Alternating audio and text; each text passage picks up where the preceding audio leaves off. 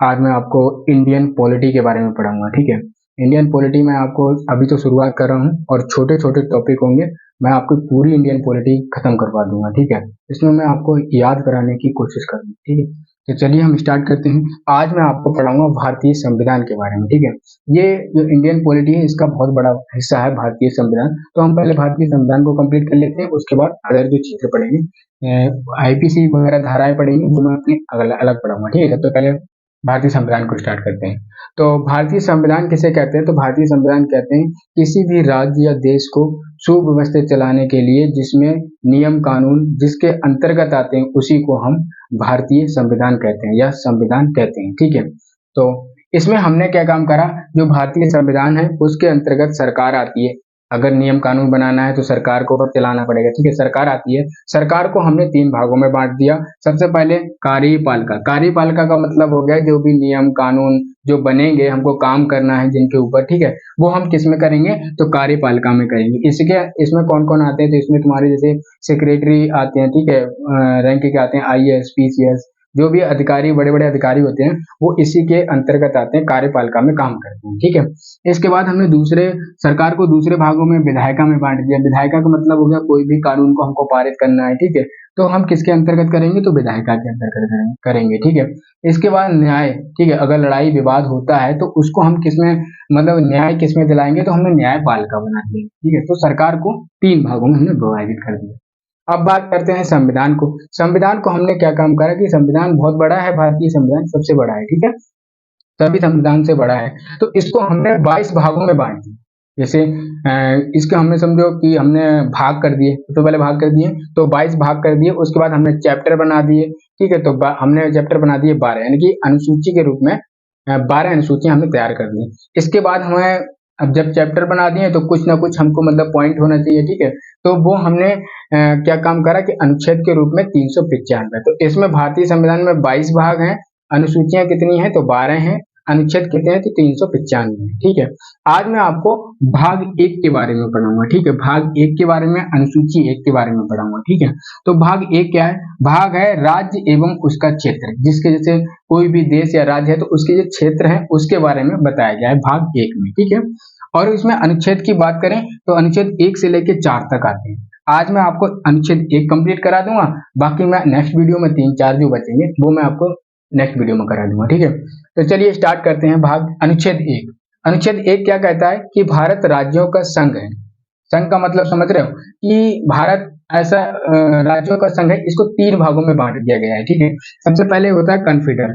कन्फेडरल का मतलब होता है परिसंघ, और दूसरा होता है तुम्हारा बी, मतलब बी होता है कन्फेडरल संघ होता है। ठीक है, तीसरा होता है यूनियन, जिसे हम इसको भी संघ बोलते हैं, इसको भी संघ बोलते हैं, पर इसको कन्फेडरल बोलते हैं, इसको यूनियन बोलते हैं। ठीक है, ये इंग्लिश में बोलते हैं पर हिंदी में इसको संघ बोलते हैं। अब ये क्या चीज होता है? देखो, सबसे पहले बात की परिसंघ क्या होता है।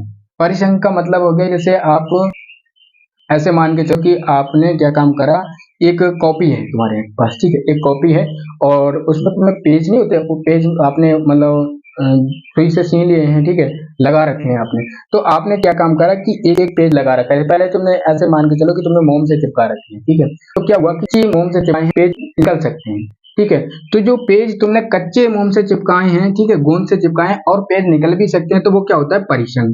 ठीक है, ये तुम्हारा परिसंघ है। ठीक है, दूसरा हम बताएं जो संघ फेडरल होता है। ठीक है, फेडरल होता है, संघ बोलते हैं इसके लिए। तो संघ क्या चीज होती है? उसमें होता है कि इसको हमने क्या काम करा कि पंच के द्वारा नत्थी कर दी। ठीक है, किसी भी पेज को पंच के द्वारा नत्थी कर दिया तो बहुत मुश्किल है निकलना।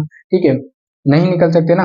उसके बाद हमने काम करा कि संघ है, संघ यूनियन, जिसे यूनियन बोलते हैं, वो संघ बना दिया है। संघ का मतलब हो गया कि अब हमने उसे धागे से भी सिल दिया, पंच से भी कर दिया, मतलब अब ये पूरा मतलब निकल नहीं सकती। ठीक है, तो क्या बोलते हैं? संघ होते हैं। ठीक है, ज्यादातर, और हम इसके देखो दूसरे तरीके से आपको बताऊं, परिसंघ का मतलब होता है जैसे जो भी राज्य है ना, किसी भी देश के अंदर जो राज्य आते हैं वो चाहे तो अपने अलग एक देश भी बना सकते हैं, चाहे उसमें मिक्स भी रह सकते हैं। ठीक है, तो वो क्या होता है? परिसंघ होता है। और संघ क्या होता है? संघ का मतलब होता है कि आप जैसे कुछ बड़े बड़े क्षेत्र है तो वो अलग नहीं हो सकते, छोटे छोटे क्षेत्र अलग हो सकते हैं। ठीक है, या छोटे छोटे हो सकते हैं, बड़े बड़े नहीं हो सकते, तो ऐसा भी होता है, तो वो होता है संघ के अंदर। और जो यूनियन होता है, यूनियन और संघ होता है, उसके कहने का मतलब होता है कि कोई भी राज्य जिस अपने देश के क्षेत्र के अंतर्गत आता है तो वो अलग नहीं हो सकता। ठीक है, तो आपको मैं कहता हूँ कि आपको ये समझ में आ गया होगा। ठीक है, देखो हम बात करें कॉन्फिडेंस है जो अमेरिका में लागू होता है। ठीक है, और जो यूनियन संघ है वो हमारे भारत में लागू होता है। ठीक है, क्योंकि भारत एक है राज्यों का संघ है, कोई भी राज्य अलग नहीं हो सकता, भारत के अंतर्गत ही काम करेगा। ठीक है, तो ये समझ गए होंगे आप। तो ये रहा अनुच्छेद 1, इसको हमने 3 भागों में बांटा था। ठीक है, अनुच्छेद 1 को 3 भागों में से एक भाग मैंने आपको पढ़ा दिया। दूसरा भाग क्या है? दूसरा भाग है कि राज्यों को पहली अनुसूची में रखा गया है। ठीक है, तो ये पहली अनुसूची के भी अंतर्गत आता है, इसको भी आपको याद रखना है।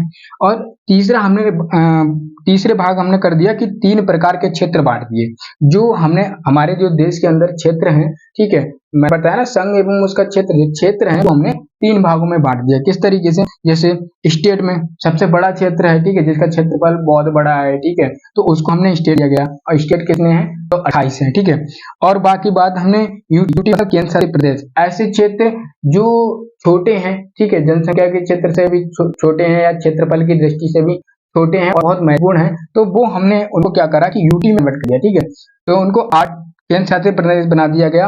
और केंद्र शासित प्रदेश कितने हैं? तो हमारे 8 हैं। ठीक है, आपको ये याद रखना है। ठीक है, और बाकी हमने एक तीसरा पॉइंट भी रखा जो अर्जित क्षेत्र के द्वारा छोड़े गए। अर्जित कोई राज्य हमारे मिलना चाहता है तो मिल सकता है, कि चाहे दूसरा भी सही, हम जैसे वहां पर भी हमारा क्षेत्र कुछ, जैसे अब पाकिस्तान गए कि हम बलूचिस्तान भारत को देंगे, तो अगर वो देता है तो हमारा वहां पर भी क्षेत्र हो जाए तो हम उसको अर्जित क्षेत्र में कर देंगे कन्वर्ट। ठीक है, पर फिलहाल अर्जित क्षेत्र नहीं है, आपको याद रखना है। ठीक है, तो ये रहा हमारा भाग 1।